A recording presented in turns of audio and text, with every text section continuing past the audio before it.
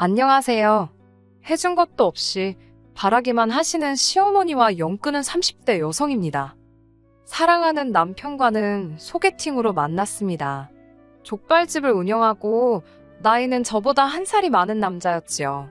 한 달에 이틀만 쉰다는 남편은 그나마 그 이틀도 타 지역에서 맛있다는 족발집을 찾아다니며 맛을 연구하는 데 쓴다고 했습니다. 처음에는 일중독자인가 싶어서 솔직히 호감이 생기진 않았어요. 하지만 대화를 나눠볼수록 생각이 깊고 성실한 사람 같더라고요.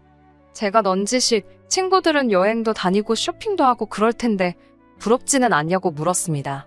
그러자 남편이 하는 말이 자기는 가진 게 없어서 이렇게 열심히 살지 않으면 안 된다대요. 그리고 자기보다 가진 게 많은데도 더 열심히 사는 사람들이 세상에 많다면서 자기는 아무것도 아니라고. 남편이 한 말을 제가 정확히 옮기지는 못했지만 굉장히 겸손한 태도였습니다. 아무튼 이 사람이라면 어떤 일이 생겨도 적어도 처자식을 힘들게 하는 일은 없겠구나. 그런 생각이 들더라고요. 나중에서야 알게 된 일이지만 남편 역시 가게 매상이나 직원 수보다는 남편이 어떤 사람인지 궁금해하는 저에게 호감을 느꼈다고 그래요. 어떻게 보면 저나 남편이나 거의 서로에게 반했던 거지요. 그래서인지 저희는 두 번의 만남을 더 가진 후 바로 연인 사이가 되었습니다. 사람 마음이 간사하구나 싶었던 게 연애 전에는 열심히 사는 남편이 그렇게 멋지고 대단해 보이더니 막상 연애를 시작하니까 데이트할 시간도 없이 바빠서 서운하더라고요. 어떻게 하면 좀 더 같이 시간을 보낼 수 있을까 고민하던 시기에 남편이 저에게 회사에서 얼마를 받느냐고 물어왔습니다. 너무 단도직입적인 남편의 질문이 조금은 무례하게도 느껴졌지만 이미 사귀기로 하면서 서로 결혼을 전제로 만나자고 이야기를 했던지라 감출 것도 없다 싶었네요. 제 월급을 들은 남편이 그러면 그 회사 다니는 건 좋냐고 또 묻더라고요. 사실 그 무렵 회사가 부도가 날 것 같다는 흉흉한 소문이 돌고 있었던지라 불안했었거든요. 좋지 않다고 이직할 곳만 있으면 이직하고 싶다고 했네요. 그러자 남편이 그러면 자기 가게에 와서 같이 일하는 건 어떻겠냐고 제게 물었습니다. 생각지도 못한 남편의 제안에 제가 그게 무슨 소리냐고 되물으니 어차피 우리 결혼할 건데 같이 일하면 돈도 더 빨리 모을 수 있고 여러 가지로 좋지 않을까 싶어서 물어본 거라고 기분 나쁘게 받아들이지는 말라며 제 눈치를 살피더라고요. 솔직히 처음에는 회사를 다니다 갑자기 장사를 한다는 게 겁도 나고 두려웠어요. 하지만 며칠의 고민 끝에 남편을 믿고 한번 따라가 보기로 했습니다. 함께 족발집에서 보내는 시간은 적지 않았지만 일단 손님이 많았고 남편은 보통 주방에 저는 보통 홀에 있다 보니 둘이 알콩달콩 데이트하듯 붙어있을 시간은 거의 없었어요. 그래도 남편이 다른 직원들이나 손님들을 대하는 자세 그리고 기타 여러 가지를 보면서 정말 괜찮은 사람이란 확신을 갖게 되었지요. 그래서 남편이 결혼하자 프로포즈를 해왔을 때 주저없이 그러자 했습니다. 남편의 가족관계는 어머님과 위로 5살 많은 아주버님 이렇게 세 식구입니다. 어머님께서는 본인 명의의 오래된 빌라에서 거주하고 계셨고 따로 일은 하지 않으세요. 건물까지는 아니지만 월세를 받는 계좌가 있다고 들었습니다. 한마디로 아주 넉넉하신 건 아니어도 어머님 스스로를 챙기시기엔 부족하지 않은 상황이지요. 아주버님은 같은 대학원을 다니던 형님과 결혼을 했고 지금은 지방에 있는 모 대학에서 시간 강사로 일하고 있어요. 저희 어머님께선 이런 아주버님을 늘 교수님이라고 부르십니다. 이렇게 표현해도 될지 모르겠지만 저희 어머님은 조금 주책맞은 성격이신데 할 말 안 할 말 구분을 못하십니다. 상견례 때는 앞에 저희 부모님을 앉혀놓고 당신이 아주버님을 교수로 만드는데 돈을 얼마나 들였는지 장가갈 때도 집 한 채를 해줬다던지 그런 이야기를 하셨지요. 거기까지만 하셨다면 그러려니 하고 좋게 넘어갈 수도 있었을 겁니다. 하지만 어머님은 뒤이어 맏며느리의 친정은 그렇게 돈이 많다면서 돈 많은 며느리 비위 맞추는 것도 아주 일이라면서 저랑은 부담 없이 친하게 지낼 수 있겠다 하시더군요. 듣다 못한 친정어머니께서 지금 제 딸이 만만하단 소리를 하시는 거냐고 목소리를 높이시니 남편이 나서서 그런 게 아니라며 중재를 하느라 진땀을 빼기도 했네요. 게다가 무슨 생각으로 그러신 건지 모르겠는데 어머님께서 뜬금없이 저희 남편을 바라보시며 너도 엄마가 집 한 채 해줄게? 그러시는 거예요. 이때는 저희뿐만 아니라 친정부모님도 깜짝 놀라신 눈치였습니다. 저희 친정어머니께서 정말로 집을 해주실 거냐 물었고 어머님께선 속고만 사셨냐며 집 문제는 신경 쓰지 말라셨습니다. 하지만 어머님께선 이 핑계 저 핑계를 대시더니 결국 저희 결혼식이 코앞에 닥쳐올 때까지 집을 사주시기는커녕 집을 지읒자도 꺼내지 않으셨습니다. 솔직히 남편은 어땠는지 모르겠지만 저는 정말이지 속이 타들어가는 것 같았어요. 친정부모님께서도 지금 우리를 농락하는 거냐, 장난하는 거냐, 집 해준다고 생색은 그렇게 내놓고서 지금 이게 뭐 하는 거냐, 화가 많이 나셨고요. 참고로 저는 이미 예단으로 어머님께 1,000만 원을 드린 상황이었습니다. 결국 참다 못한 제가 결혼식을 앞두고 어머님께 단도직입적으로 집을 어떻게 하시려는 생각이신지 물었습니다. 그제서야 어머님께서는 궁색한 변명을 하시더군요. 원래는 월세 받는 계좌를 팔아서 어쩌고 저쩌고. 그런데 뭐 산다는 사람이 나타났었는데 없어졌다는 둥. 솔직히 무슨 이야기를 하시는 건지 전혀 모르겠더라고요. 결론은 이게 다 부동산이 일을 못해서 그런 거라며 지금이라도 빨리 집을 찾아보라시대요. 남편도 이를 전해 듣고는 정말이지 어머님께 불같이 화를 냈습니다. 책임지지도 못할 소리를 해서 왜 상황을 이렇게 만드느냐고요. 그래도 다행히 남편이나 저나 모아둔 돈이 제법 있었기에 저희는 급하게 족발집에서 머지 않은 곳에 위치한 오래된 주택에 전세로 들어갈 수 있었습니다. 시간이 없어서 도배만 간신히 하고 들어갔네요. 겪으면서 알게 된 건 어머님은 항상 말부터 뱉어놓고 모른 척 하시기가 일쑤였다는 겁니다. 그 때문인지 동네 사람들한테 평판도 안 좋으셨고 같이 어울려 커피 한 잔 마실 친구분도 없으셨지요. 그렇다 보니 걸핏하면 저에게 전화를 걸어오셨습니다. 제가 분명 남편과 같이 일을 한다고 몇 번이고 말씀을 드렸지만 어머님께선 귀담아 듣지 않으셨거든요. 하루가 멀다 하고 장 보러 가자. 아울렛 구경 가자. 여기 가자 저기 가자. 처음엔 얼마나 심심하시면 저러실까 싶어서 몇 번 모시고 다녔습니다. 저도 가게에만 있으면 갑갑했으니 바람이라도 쐬고 올까 싶은 생각도 있었고요. 그런데 예를 들어 마트를 가잖아요. 그러면 이것도 필요하다 저것도 필요하다 한가득 고르시곤 꼭 계산대에 도착해서는 지갑을 깜빡하고 안 가지고 오셨다면서 다음에 줄 테니 일단은 저더러 먼저 돈을 내라고 하셨습니다. 처음엔 기분 좋게 제가 신경 쓰지 마시라고 내드렸는데 두 번 세 번 그런 일이 반복되니까 저도 난감하더라고요. 그러다 한 번은 백화점에 갔는데 그 매장에서도 니트다 뭐다 잔뜩 고르시곤 또 그렇게 말씀을 하시길래 안 된다 했습니다. 그러자 어머님께선 다음에 준다는데 동네 창피하게 왜 이러냐며 오히려 저를 이상한 사람 취급을 하더라고요. 결국 어쩌지를 못하고 일단 카드로 긁었습니다. 그런데 매장에서 나오니 어머님께서 또 다시 말을 바꾸셨어요. 다음 주에 월세를 받으면 주시겠다고요. 솔직히 믿음은 안 갔지만 그래도 혹시나 싶어 한 주를 기다렸습니다. 하지만 혹시나가 역시나라고 막상 월세가 들어올 때가 되니 어머님께선 급하게 돈 쓸 곳이 있다며 좀 더 기다리라 하시더군요. 참다 못한 제가 결국 남편에게 이 모든 걸 털어놓았습니다. 옷값만 70만 원 돈이라 제 선에서 어떻게 할 수가 없었거든요. 그러자 남편이 그 길로 시댁에 쫓아가서는 어머님이 사셨던 물건들을 죄다 들고 왔더라고요. 어쩐 일로 가격표도 안 떼셨나 했는데 여기도 사연이 있습니다만 아무튼 일단은 되찾아온 물건들로 백화점에 가서 환불을 받는 걸로 마무리가 되었네요. 어머님께선 저더러 정말 너무하다며 하소연을 하시다가 그 옷들이 당신 맏며느리 줄 선물이었다고 실언을 하셨습니다. 저는 처음엔 제가 잘못 들은 줄만 알았습니다만 생각해보니 옷을 어쩐지 너무 젊은 스타일로 고르신다 싶었거든요. 어머님께서 저한테 옷을 뜯어내서 그걸 형님께 주려고 했다는 게 너무 어처구니가 없고 서운하고 할 말을 잃었습니다. 이후로 곰곰이 생각해보니 그동안 장 보면서 고르신 그 많은 고기와 과일도 어쩌면 그 집으로 흘러들어갔을지도 모르겠다는 생각이 들었고 화난다라는 한마디로는 설명할 수 없을 만큼 속에서 뭔가 부글부글 끓는 것만 같았습니다.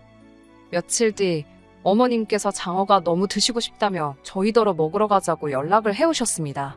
남은 지난 앙금 때문에 내키지는 않았지만 한편으론 얼마나 드시고 싶으시면 저러나 싶어서 포장을 해다 드리겠다 했어요. 그랬더니 어머님께서 4인분을 포장하랍니다. 설마 싶어서 어머님께 아주버님네도 사다 주시는 거냐 물으니 그렇다대요? 머리 쓰는 사람은 항상 잘 먹어야 한다나요?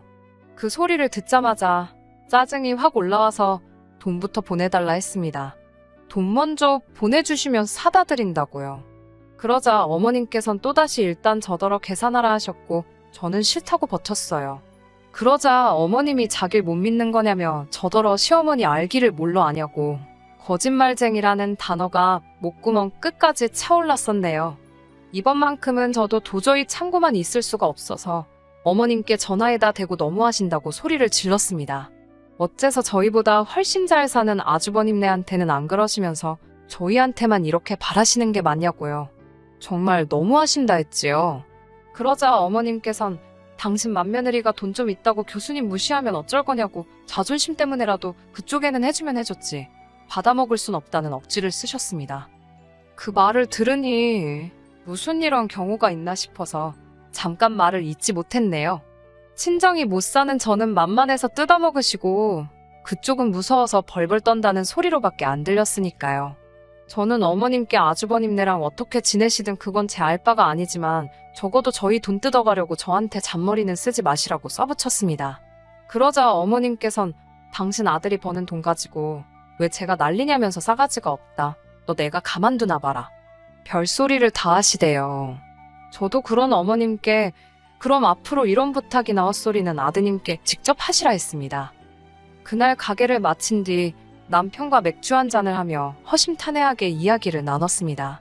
어머님께서 왜 이렇게 날 힘들게 하시는지 모르겠다고 그러면서 낮에 있었던 일을 들려줬더니 남편이 심각한 표정으로 어머님께 전화를 걸었습니다. 몇 번 신호음이 울리더니 어머님께서 전화를 받으셨어요. 그리고는 첫 질문으로 제가 옆에 있는지를 물으시더군요. 저는 남편 바로 옆에 있었고 전화도 스피커폰이었지만 남편은 어머님께 옆에 제가 없으니 한번 편하게 말씀해 보시라 하대요. 그러자 그때부터 어머님께선 기다렸다는 듯이 제 험담을 하기 시작하셨습니다. 지가 번 돈도 아니면서 그깟 몇 푼으로 시애미한테 훈계를 하더라면서 그러더니 남편더러 맏며느리가 시집올 때 얼마나 바리바리 싸들고 왔는지 알기나 하냐며 그런데 네 마누라는 뭐 해왔냐고 꼴랑 1,000만 원 들고 오지 않았냐고 아주 생각할수록 괘씸하시답니다.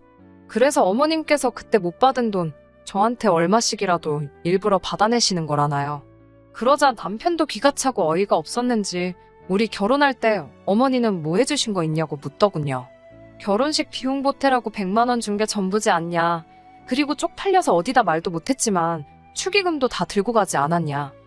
그제서야 어머님께서는 그건 니네 둘이 반반 결혼을 한다고 했으니 내가 너네 마음대로 하게 해준 거라며 자식 결혼한다고 부모가 보태줘야 한다는 나라법이라도 있냐고 남편한테 따지고 드시대요. 이러니 무슨 대화가 되었겠어요? 저는 저대로 열받아서 분통이 터졌고 남편은 남편대로 고개를 못 들고 얼마간의 시간이 흐르고 남편이 저더러 그러더라고요. 당분간 시어머니 상대도 해드리지 말라고요. 그러면서 절 볼 염치가 없다며 너무 미안하답니다.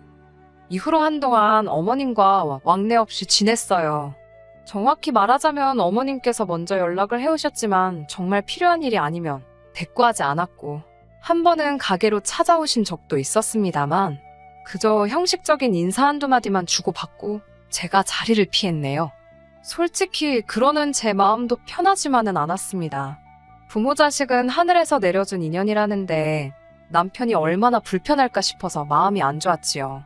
그렇게 한 6개월 정도 시간이 흘렀고 이 정도면 어머님도 나나 남편이 얼마나 서운했던 건지 눈치채지 않으셨을까.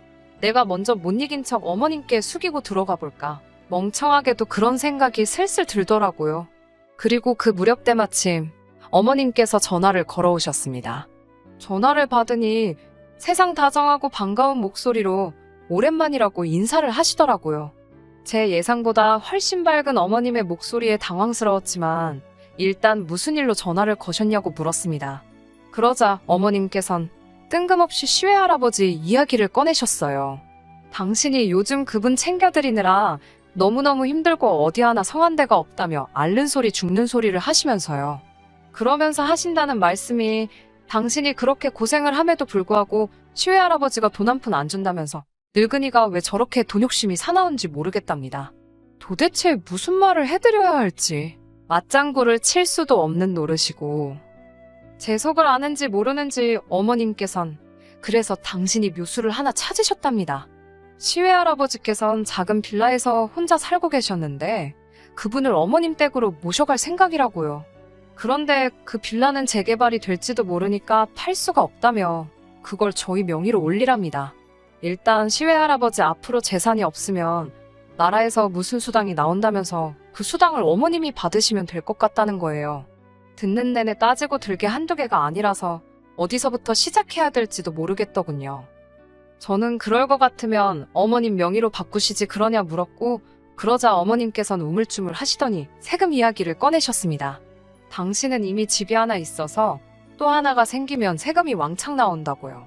저는 세금마저 우리한테 덤태기를 씌우시려는 건가 싶은 생각에 기분이 나빠졌고 결국 거절을 했습니다. 비단 세금 문제 때문만이 아니라 지금 청약도 붙고 있는데 시외할아버지 집을 떠맡게 되면 저희는 집 살 때 혜택을 하나도 못 본다고 그래서 안 된다고 했습니다. 그러자 어머님께선 나중에 당신이 집 사줄 테니 일단은 당신 말대로 하자고 저에게 밀어붙이시더군요. 저는 도저히 안 되겠다 싶어서 전화를 남편에게 넘겼습니다.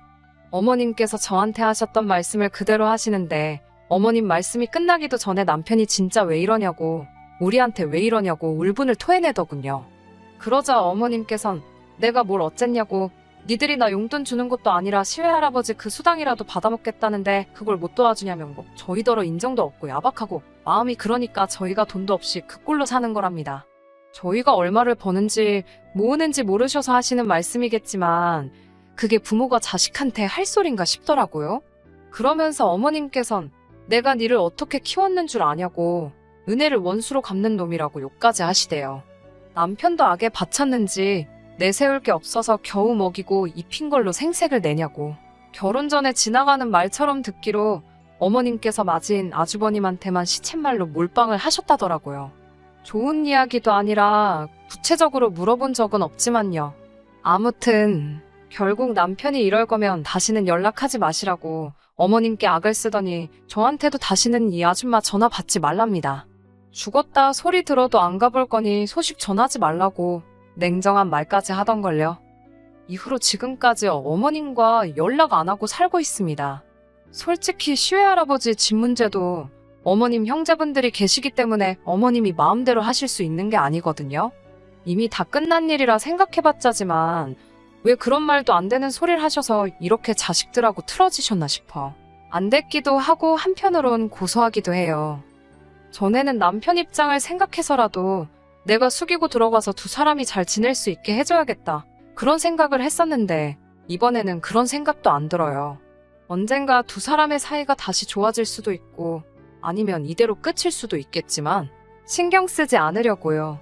솔직히 지금 너무 편하고 행복합니다.